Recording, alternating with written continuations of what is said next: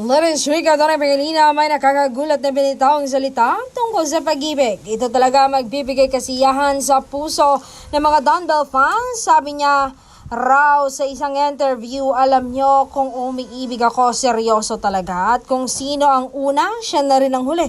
Kasi gusto ko, kilalang kilala ko na yung magiging asawa ko. At si Belle na iyon. Kaya please lang, itigil nyo na lang ang paglilink sa akin sa ibang babae.